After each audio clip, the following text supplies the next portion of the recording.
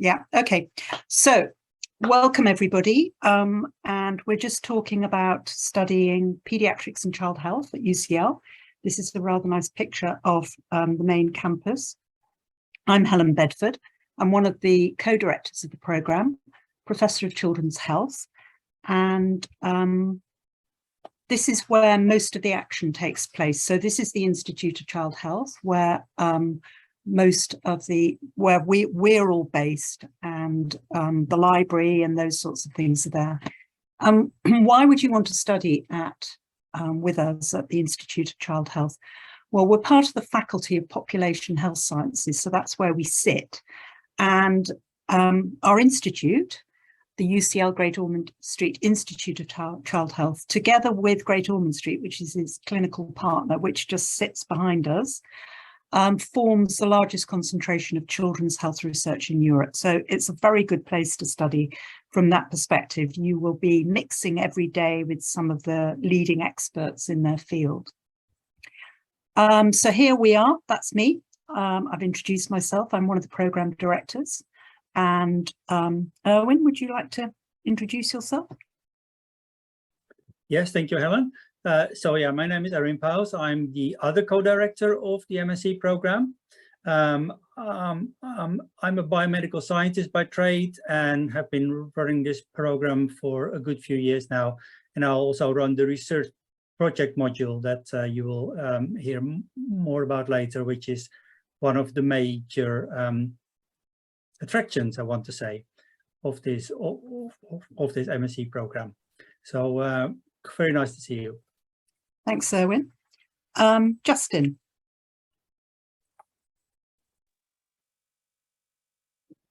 Yeah, hi everyone. My name is Justin, and I'm a teaching fellow in this master's program. I'm also a pediatric intensivist, and welcome everybody. Thanks, Justin. And Catherine. Hi everyone, it's nice to see you. I'm the teaching admin for the pediatrics course, so I work with Helen and Erwin and Justin to kind of help run the course from like an admin perspective. So I'd like talk to you from the beginning throughout the course and towards the end of the course as well. So nice to see you. Thanks, Catherine. And I should have told you a bit about my background. So I've got a public health background. My particular interest is childhood immunisation. So just to tell you a little bit about the programme. So we offer a master's, a postgraduate diploma and a postgraduate certificate. And in the next slide, I'll tell you how those differ. Our students are a mix. We have medical people with medical training, but we also have non-medical health professionals. And we also increasingly have people who are coming to us with an interest and experience in child health, but they're not actually health professionals. We offer 5 pathways. So they're advanced pediatrics, global child health, community child health, molecular and genomic pediatrics, and intensive care. And you can study with us either full-time for a year or basically anything up to 5 years. That's known as modular flexi. So each of these pathways that I've indicated have some compulsory modules. It will depend what's compulsory depending on what pathway you're doing, but all of them have statistics and research methods and evidence-based child health, and then there'll be some others depending what pathway they are. But we have a huge choice of optional modules as well, which I'll show you later, which means that you can really tailor the programme to your interests, your learning needs. You can go and branch out and do new things you've never thought of looking at before, or you can focus on the things that you know you're already interested in. So there's lots of options available, which I think is one of the strengths of the programme. So the difference between the different awards are for the master's degree, that's worth 180 credits. And basically you have to do 2 or 3 of those core modules, 4 or 5 optional modules. So you have to do a total of 8 modules and a research project. And the research project I'll talk about in a little while. For the postgraduate diploma, it's basically 8 modules, no research project. And then for the postgraduate certificate, it's 4 modules, again, no research project. Here's a great long list of all the optional, the core modules and the optional modules. So you name it, we've got it. So evidence-based child health, applied statistics, the health research, which I mentioned, are core for most of the pathway, all the pathways. And then there's a choice, there's all sorts of things. So specialist pediatrics, acute and chronic, epidemiology, leadership, which is very popular, clinical genomics, genetics, rare disease, and then we've got more public health things, so immunization, child public health, safeguarding. And then for the intensive care pathway, obviously we've got pediatric critical care, cardiac critical care, neonates, those sorts of things. So you can see that there is an opportunity to really tailor things towards your interests. And the research project, of course, which really lies at the heart of the Masters. So this is a great opportunity, gives you a unique opportunity to work with world experts on a topic of your choice. So this can be, you can come up with your topic in a number of ways.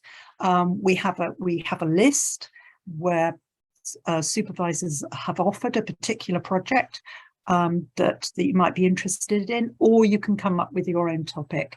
And it's very much a mix of those things, with some people coming, they've already got something in mind they want to do. Other people come and they really don't know what to do, but then they take on one of the offered projects. And I'm not going to read these out, but this is just a sort of example of a few of the projects in one of the years, showing the range of things. So the first one is a project using big data, so administrative data, to answer a question. And then there are more clinical projects that might be based in Great Ormond Street or elsewhere. We've got projects on homelessness. This was conducted in the Republic of Ireland. Systematic reviews, lots of things, lots of different topics and lots of different approaches to answering the research question. Back to what we offer in terms of facilities. So this is the other angle of our building, the Institute of Child Health that I showed you earlier. And this is where a lot of the teaching takes place. So this is the Waldson Centre, which is just about 7 minutes walk or something from the main building. We've got great facilities. So there's a fantastic child health library in the main building, with lots of quiet study space and access to loads of journals. And then this is one of the cluster rooms, one of the computer rooms over at the Waldson, where a lot of stats teaching goes on. And if you have a laboratory bent, there are some very high-tech laboratories that perhaps Erwin can talk to you a little bit about later. So UCL offers a lot in the way of support and well-being. We've got lots of systems set up to support you with your studies, great careers advice. We put on regular events with a particular focus on different careers. For our MSc, there are several scholarship opportunities. So the postgraduate taught scholarship, this is open to all students at ICH. So it's £3,000 a year. And then specific to our programme, we offer two scholarships. One is the Michelle Zalkin Scholarship, which is for a student with a particular interest in child protection. So they have to demonstrate that that is their interest. And that's an award for them. And then the Wheeler Child Health Scholarship, which is open to students from low and middle income countries who are going to go back to those countries after they've completed the course and work in child health. So what happens to our students? So what do they do when they finish the MSc? Well, a lot of the students that come to us are already in specialist paediatric training. So they go on and complete that. And we've got a whole range of students who came to us when they were in the middle of their specialist training, who are now consultants all over the country. Other students, particularly from overseas, are often qualified doctors who have an interest in child health and just want to strengthen it with some study. We have students going on and doing academic clinical fellowships, PhDs or MDs, and then students going to work in non-governmental organizations. So there are lots of different opportunities, but as the bulk of our students tend to be doctors in training, they usually just continue with their training. So here are a few examples of some of our recent graduates. I'm not going to read all this out, but I'll just give you the headlines. So Najette Ayadi O'Donnell, she graduated just last year. She did the MSc with us over 5 years. She was awarded the Michelle Zalkin Scholarship. In fact, she was the first awardee of that scholarship because she's got a special interest in child protection.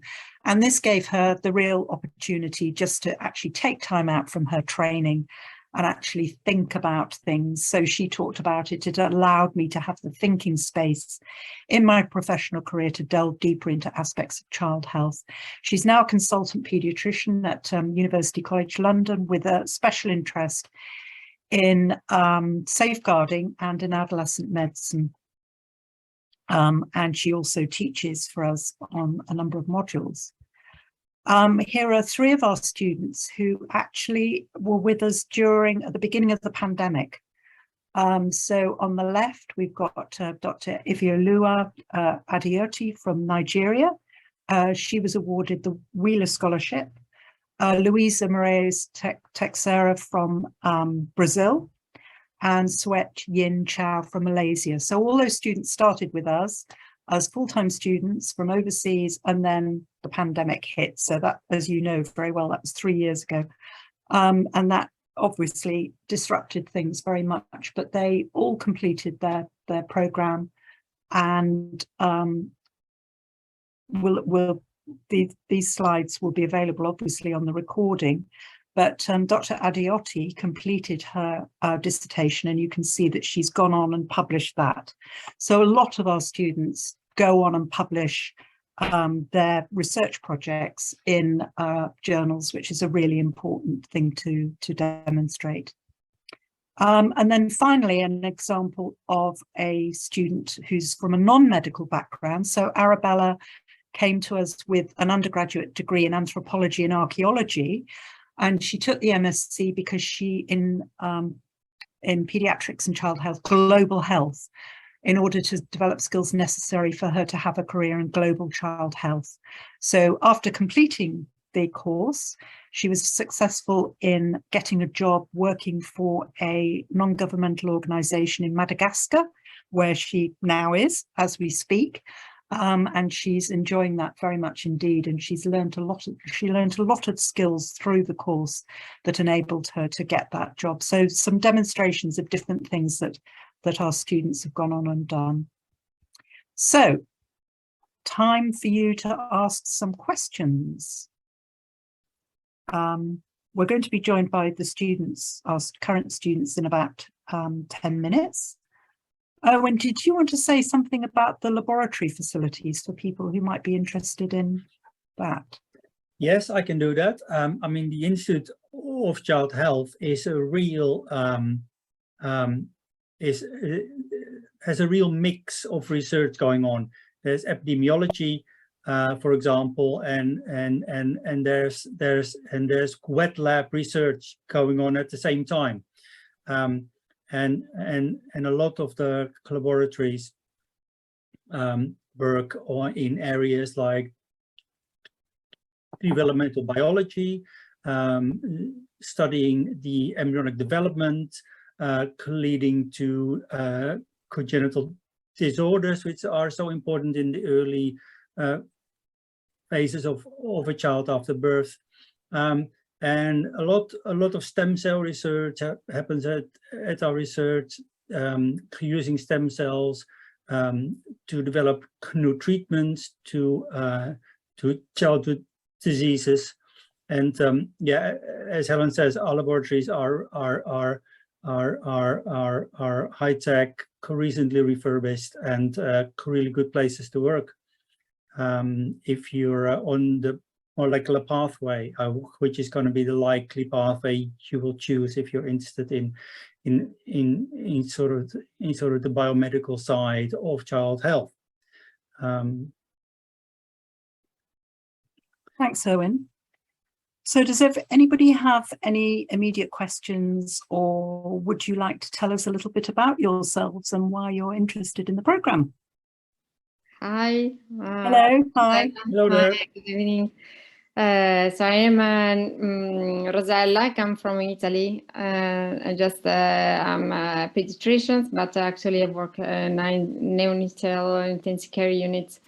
So as I wish to get strength in pediatric and intensive care, and then also in cardiac intensive care unit, because actually I got some master in pediatric cardiology as well.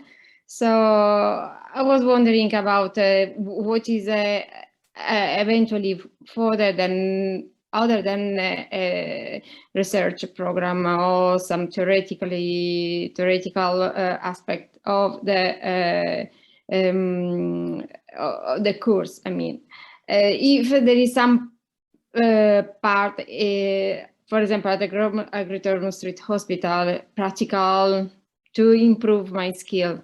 I mean, if there is some part of the program that you need to spend just in a ward, just to get some skill.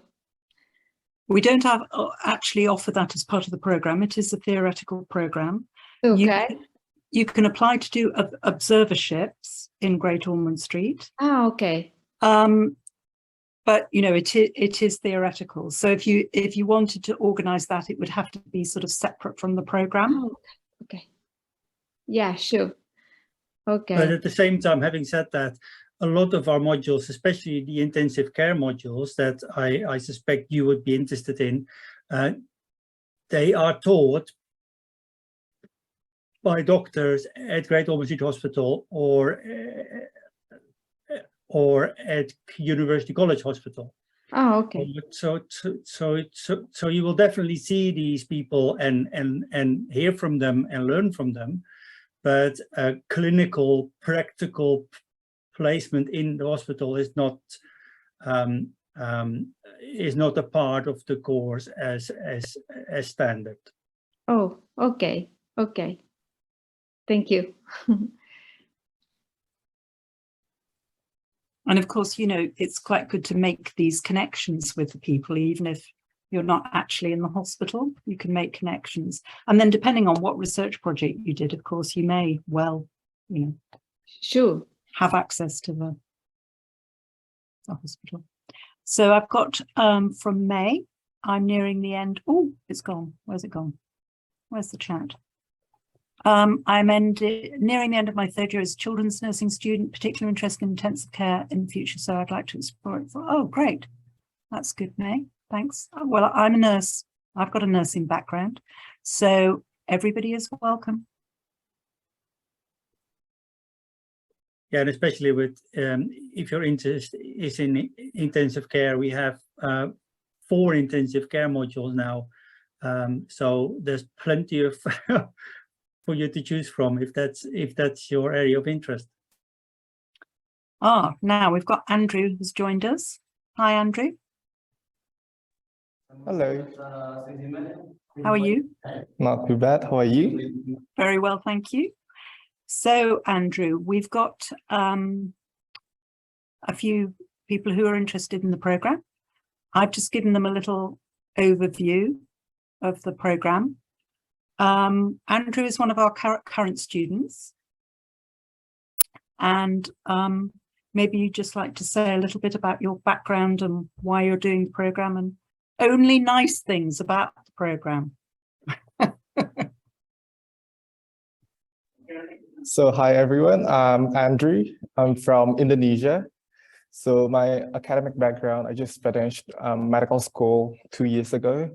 And then I worked as a general practitioner back home for a year before coming to do this master's course. So I guess one of the things that attracts me to this course is I just wanted another academical studies outside like my clinical stuff. to explore more on like the research aspect of the medical background of the medical field, sorry. So, and I find like UCL is very specific in terms of like the course they offer. So since I'm particularly like interested in pediatrics, which is a field that I'd like to specialize within this year or next year. So I just wanted to like do a research, especially in the pediatrics field, and also like just explore like the different aspects of pediatrics. And being one of the best universities in the world, and also having like one of the close link with like Great Ormond Street Hospital, I feel like UCL will actually provide me with such a good opportunity. So yeah, I'm open to questions or experiences. Thanks very much, Andrew. Has anybody got any questions for Andrew?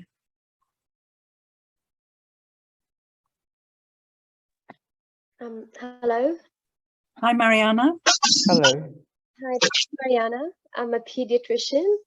I just finished my residency training in pediatrics, and I am an attending physician at the Pediatrics and Obstetrics Hospital of Latakia in the country of Syria. And nice to meet you all. Thank you for Nice this to meet opportunity. You too. My question is, you mentioned the fact that UCL is close to Great Ormond Street. So, and you mentioned that it's got a lot of opportunities to offer you as a student who's pursuing a degree in pediatrics. So, could you please elaborate a little bit about these opportunities that you could, kind of benefit from being close to Great Ormond Street? Well, thank you, Mariana, for the question. So another thing I'd like to point out is that our student group is actually very diverse in this program. Like we've got people like yourself from pediatric, practicing practitioner or pediatrician. We've also got pediatric intensivists this year as well in the student group. So I guess that's like a different thing about our course is because everyone comes from, sorry. So everyone comes from like different backgrounds, so they bring different perspectives to the group. Sorry, if you don't mind, like just muting. Is that you, Andrew, or is it me or somebody else? I think it's from Mariana. I'm sorry, is there a sound from my side? Okay, I'm gonna mute my. Okay, cool. So to elaborate more on like how we're very close link with GOSH is like one of the ways is that you can do research project that is based in the hospital. So you can find a supervisor and find a topic that possibly interests you. So for example, I'm doing research in the nephrology department at GOSH. So I work really close with like one of the consultants there, where he allows me like to. So and my project is more on like doing accessing the medical records. So after like completing trainings and all those stuff, I can access medical records from GOSH. And then my supervisor is also happy for me to sit in his clinic just to observe like the day-to-day clinics life in the UK. And I think there's also a lot of like volunteering options within like GOSH itself where you can be a part of. Thanks, Andrew. Thank you. So Mariana, it's not a situation where you can actually go onto the wards and lay hands on children. It's not like that, but you can get involved. You know, you will have links with staff from Great Ormond Street who teach, but also there is the possibility of doing a GOS-based piece of research. And as I say, you can apply for an observership, but that's kind of separate to the program. That sounds great. Thank you. Thank you for elaborating on that. So hi, Jonathan. How are you? Hi, I'm good, thanks. Thanks very much for joining us. It's nice to have you. We've just been talking a little bit about the program, and I wondered if you could just talk about your background and why you're doing the program and how you're finding it. Yeah, sure. Hi, so I'm John. So in terms of my background, so I'm a UK paediatric trainee, so 5 years into that. But I'm doing the MSc full time, so I'm out of the program year. And in terms of why I've decided to do the masters, I've been sort of eyeing it up for quite a long time. And then I think because of COVID, I didn't get around to doing it until this stage. I wanted to do it full time, various reasons. Partly I wanted to get it to sort of complete it. I worried that if I did it part time, I'd end up not finishing it by the time I finished my training. And reasons for doing it, many reasons. I think the key one for me was the research skills, sort of through the taught modules and the chance to do the project. And then lots of the modules really appealed to me, and I really enjoyed them. And research project wise, I've managed, so I found a project in an area that I'm interested in, which is epilepsy. So I'm doing a project with one of the Great Ormond Street teams, looking at epilepsy surgery, and sort of through that I've been able to go to some sort of bigger research meetings and meet more people in the area and just get more of an idea of what's out there, and which potentially will help me with sort of future plans in my career. I'd highly recommend it to anyone. I'm really enjoying the program and happy to answer any questions. Thanks, John. I'll send you your 10 quid later. Thank you.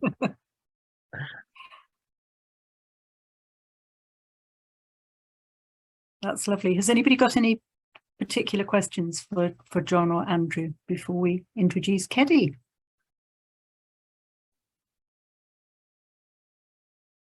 So Keddy, thank you very much for joining us. Good evening. How are you? I'm fine. Good evening, Professor. You look as though you're in a nice sunny place, unlike the rest of us. Hopefully it will be sunny soon. Hopefully. I keep promising Keddy that the weather is going to get nice, but then it just snows or something again. So exactly. Keddy, would you like to just introduce yourself a little bit about your background and why you did the program and how you're finding it? Okay, so I'm Keddy. I'm from Sierra Leone. Before coming, I was in my first year of residency in pediatrics and child health. And I came last year, September, and I was looking for a master's course that offer what I'm interested in clinically, which is pediatrics. So I came across this great course at UCL. And then the program really appealed to me because it offers a wide range of courses and modules. And from whatever you are looking for, it's there. Whether you are thinking of clinical modules, it has it. Whether you're thinking of public health modules, ranging from genetics to critical care to neonatal care. And then you have the public health type of modules like the epidemiology, the child public health. So it offers quite a mix, which was what I was looking for, because coming from my background in Sierra Leone, we don't have the same problems that the UK have. Our health system is different from the UK. So I didn't want to focus on just one area. I want to see what can offer me the best of both worlds. And this is one of the few programs I found that offers that. So because of the variety of modules it offers, that's what really got me into trying to come to UCL.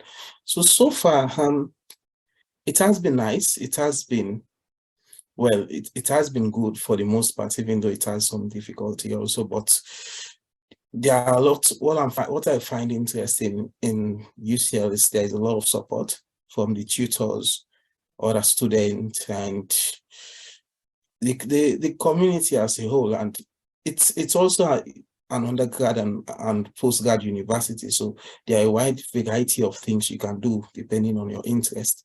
So for me, I went straight down the middle. I chose clinical modules and public health modules, and it's it has exposed me to certain experiences I didn't had whilst practicing in Sierra Leone, because it's related close to the Great Ormond Street Hospital because we are in ICH.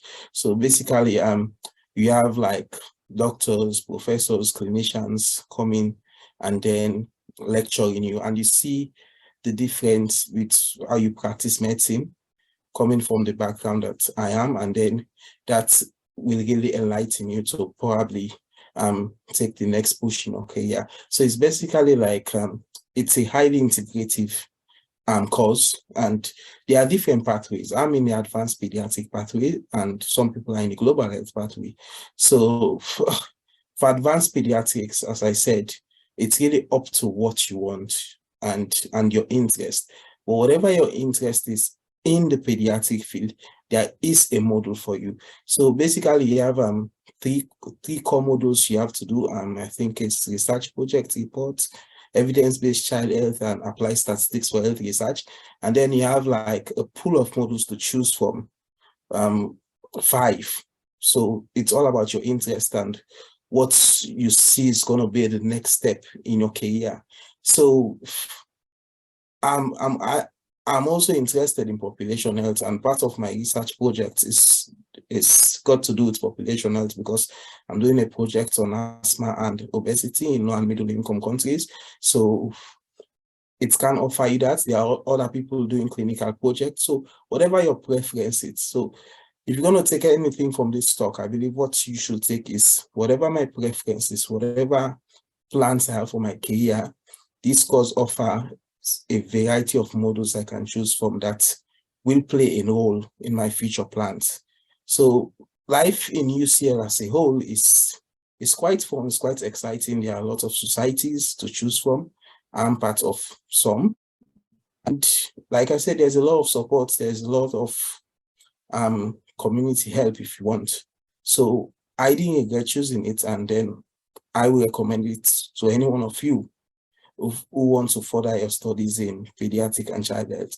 So I don't know if you have any questions. I'm here and willing to answer. So thank you again, Prof. Helen, for this opportunity. Thank you very much, Kedi. You've summed it up really nicely. Thank you. Thanks to all three of you. That's great. So any other questions, or anybody like to tell us who they are and why they're thinking of the program or looking at it? May I have a question, please? Just Yes, regarding, for example, any module that you get, for example, do you have a program on it? Or depends on what you choose as a research, or depends on if there are some sub-modules, or is a standard program? For example, for intensive care, you have talking about, of course, the theoretical part and not the practical. There is the standard pathway, a program that the teacher will follow. Is that the question? Yeah. Well, for each module, there will be learning outcomes. So, you know, what you can expect to learn from this module. There will be changes year on year because sometimes it depends on who's available to teach. But generally, you know, we have a kind of set, this is the aim of this module, these are the learning outcomes, and then the teaching will support that. Is that what you mean? Yes and not. I mean, that's a niche module. No, I mean, just I wonder if, you know, for example, at university, you study a curriculum and then you have a pathway, I mean, a program that you, like a chapter. I don't know how to explain. Yeah, I think I think I see what you mean. I mean, it's just the nomenclature is different. Here it's called the program diet. So Okay. it depends which of the pathways you choose. Yeah. Which modules are available to you. And some are core, that means they are compulsory. You have to do those modules, and some are optional. So you will have, depending on the program, on the pathway you're on, you will have like 4 or 5 compulsory modules, and all the others are optional. You can choose literally anything you like within reason, as long as it fits within the program. You can do that in collaboration with your tutor and with us. I mean, you can have a discussion about that. When you arrive here, you can have a look at all the modules and you can decide which one you want to do. And you can even change your mind halfway through the year if you think I would rather choose something else instead. So there are some core modules that are compulsory for a particular pathway, and then are some optional ones that you can choose whichever one you're interested in. Oh, yeah, okay. Okay. So for example, if you were to choose the intensive care pathway, you know, you have to choose a certain number of intensive care type modules plus statistics and evidence-based child health. Okay. But you could do all the intensive care modules if you wanted to. Oh, okay, perfect. Yeah, thank you. And the other thing that we do, or we enable, is students can what is known as audit a module. So it doesn't go towards your degree, but you can sit on the lectures on a particular module, you know, without having to do the assessment. So, you know, you could, it depends how it fits with your timetable, because sometimes, you know, it's not possible to do that if there are overlaps, but that's a potential thing as well. You can, you know, get other learning in that way. Oh, okay. Yeah, there's always the opportunity to do a bit more than what's compulsory. Yeah, sure. But of course, you shouldn't, I mean, you shouldn't get too carried away, because you have the research project to do, which is a large part of the MSc program, of course, and that's going to take a lot of time. And sure. it's an important part of the MSc. I mean, as you heard from all the students that you've heard about this evening, I mean, the research project is really what makes a difference to your career later often. Yeah. And that really sort of introduces you to a completely new area of research, or it can sort of establish you in a particular area of research that you were already interested in. So yeah, the research project is really the key to the whole program. I mean, that's where it gets really interesting, and especially on this program, which is based at UCL in collaboration with Great Ormond Street Hospital. I mean, ICH and Great Ormond Street Hospital are in the top 3 of best pediatric hospitals in the world. Yeah. So, I mean, you will be working with world leading experts here, whatever happens. And that's obviously one of the attractions. Yeah. And a lot of our students go on to, you know, give presentations at conferences and to publish their findings as well. So that's another important outcome of the program. Yeah. Thank you. So we've got a question from May here, who says, how much time do you get to complete the research project?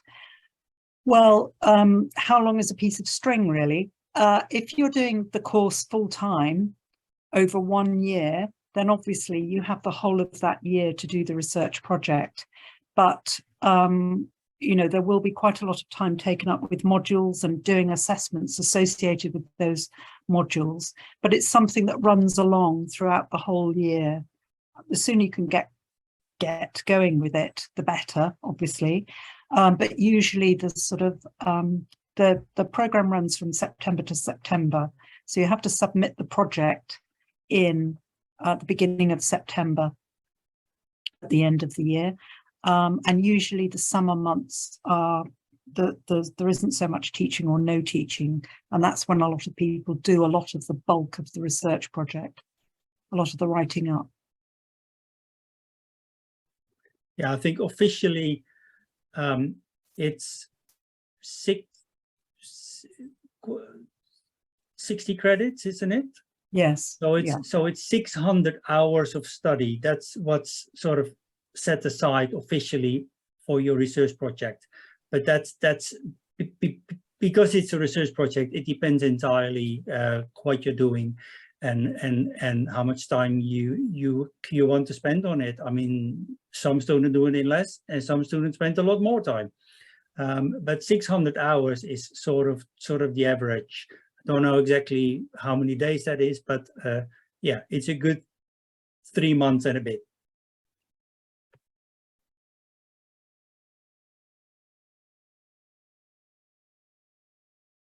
Any of the students want to say anything about, so would you current students, Andrew, Keddy, John, would you consider it to be quite a tough program? Well, yeah, for me, it's tough because you have the research project, which is, as Erwin has said, 60 credit hours, and then you have to do a further 7 modules. So it's especially the periods when there are assessments, because we are just coming from like a 2-month period. We are in every week you have assessment, and then it depends to how you space your modules, because I'm doing it full time, so it might be different from somebody doing it part-time or a flexible time. But for me, doing it full time, it's really stressful at certain periods, but other periods it is relaxing. Bottom line, it just depends to how you balance your time. And one good thing the course leads are doing is, like, especially for the research projects, you have like meetings or check-ins wherein they try to see that everybody is on the same page, to at least like guide you if you have like problems or issues. And there's a lot of support, so it's not easy. It seems easy because, okay, 8 modules in a year, I can do it. But when you start having those modules, it's just coming back to back, and there are assessments in between, and then you have to do the research project also at the same time. So it's quite tedious, but it all depends on how you balance your time. Yeah, I think that's right, Keddy. It's all about time management, and especially if you do it full time, it's not a gap year. It's full on, but hopefully it will be worth it. Yeah, I agree. I think it's a lot of time management, and I think the one point I hadn't quite thought about doing it full time was you have to think carefully about what modules you do. And so I ended up changing what I was doing, so I realized I'd be doing 3 modules in 3 weeks or something like that, which wouldn't have been very easy. But I think I found with sort of planning and being quite strict about when I'm doing certain things, it's been a manageable workload so far. But there's a lot more work involved in planning the project, and having not really done a big project before, which I think is also worth thinking about, so that you spend quite a lot of time doing your project proposal, which took a few weeks.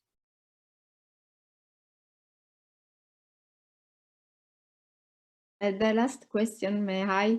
Yes, of course. Just that you know, is there any test to pass to for the entrance, or just No. no? Oh, okay. You just have to fulfill the entry requirements. Okay. Which is, I can't remember what they are off the top of my head, but you know, it will be to have a degree of a certain level in a related subject. Okay, thank you.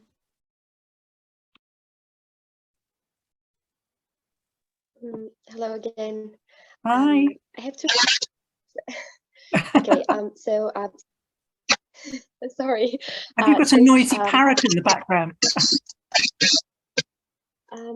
I'm sorry, no, but it sounds to be that my internet connection or maybe my mobile phone. So is it better like this or not?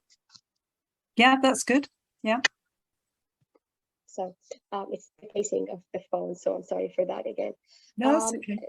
First, I'd like to know, since it's been asked about the if there's a test that we should pass in order to be accepted or not, the interviews that are being held maybe after a while, you know, do these interviews, you know, have certain criteria to be met? Maybe, I don't know, some sort of oral test or something, or is it just some sort of interview to just get to know the person, get to know their goals, or something like that? For entry into the program, no, we don't have any interviews. No. If you're applying for a scholarship, we interview, but not for entry into the program. Okay, thank you. So my other question is for Kelly.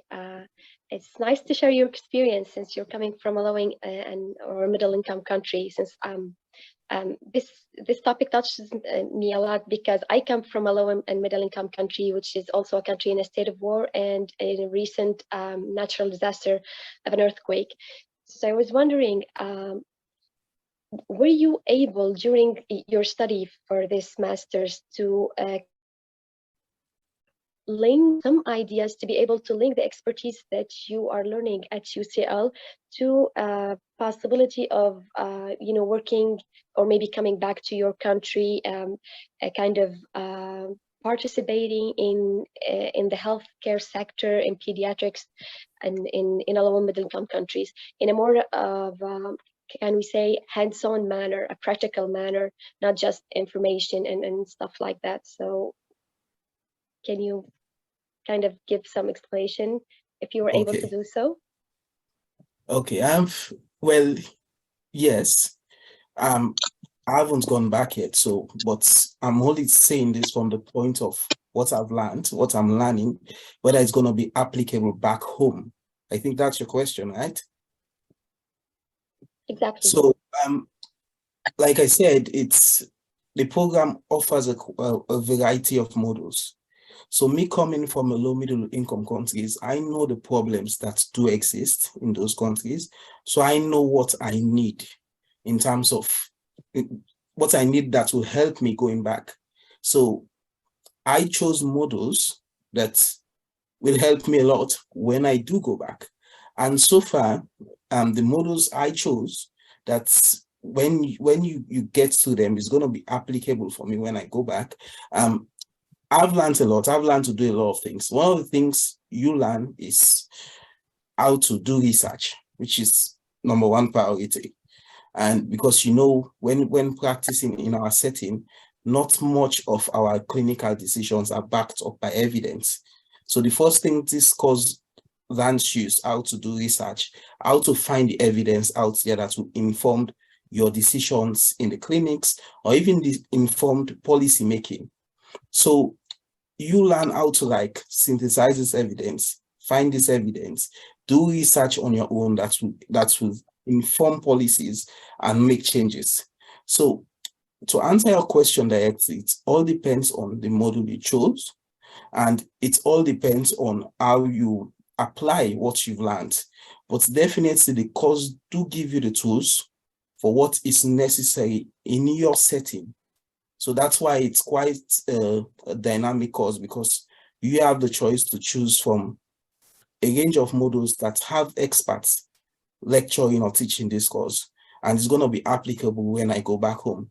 So for me, I know what I need before coming, and then those are the models I chose, and then the skills I've learned here, it will definitely be applicable when I go back home. It's almost the same in our countries, but it might be different depending on the health system you are from. So I believe right now you are in the position to know what's going to be applicable when you go back. So my advice, when you do come, just choose the modules wisely, and then definitely you're going to reap the benefit. Great, thank you. Thank you. I have one more question, may I? Yes, of course. What is the difference between full-time, part-time? In which way you can organize your the timetable when you are in full-time and in part-time module? So full-time is 1 year, and if you're doing the master's program, in that 1 year you have to complete 8 modules. Each one is assessed, plus the research project. And then part-time is over 2 years, so you can spread your modules any way you like. over that 2 years, but you can complete the program in up to 5 years. So you could do it in 3 years, 4 years, 5 years. And you could, you could, in that time, you could do, you could have a year when you didn't do any modules at all. You can do it however suits you, as long as you complete in 5 years. But as I think John said, spreading it out like that sometimes is, a bit risky, because life intervenes, other things happen, and you kind of, it becomes difficult sometimes. Sometimes it's easier just to get it over with. Yeah, sure. I agree, absolutely. Thank you. Yes, I know. And I think if you're an international student, you only have the option to do it full-time.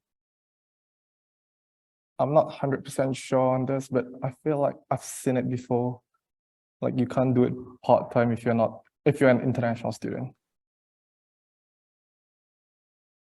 I'm ashamed to say I don't know if that's the case. Is that the case, Catherine? I think it must be. Do you know? Yeah, I'm trying to find the mic. I'm not too sure, actually. I'm trying to think if we've got any internationals on part-time. I don't know. I could find out, though. Yeah, I don't think we have any doing part-time, but I think it's more about it's easier just to come here and be a year than going backwards and forwards. But no, that would make sense, yeah.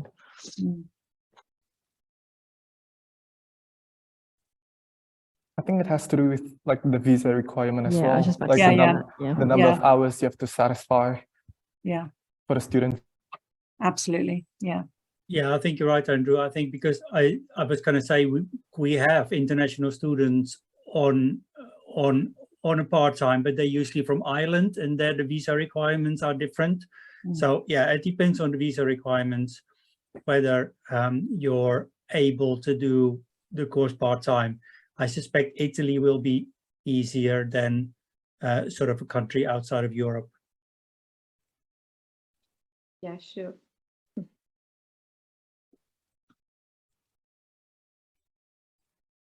So Mariana, I put a message specifically for you in the chat if you want to have a look at it.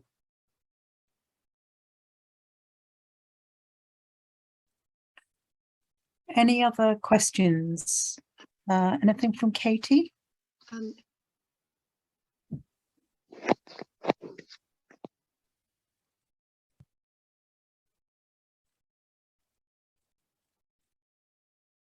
Well, if you do think of some questions afterwards, you can always email us and ask those questions in that way.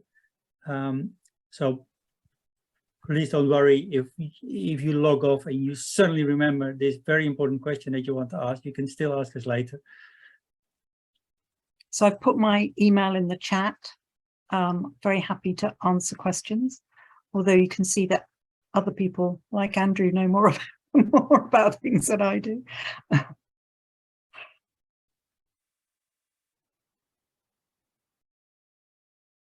But I think generally our students feel that, UCL is quite a supportive place to study. There's a lot of things provided in terms of student support and well-being, and lots of activities, lots of other things that you can get involved in. So we've got students doing climbing and dancing and choir and you name it. It's there. Sailing and everything.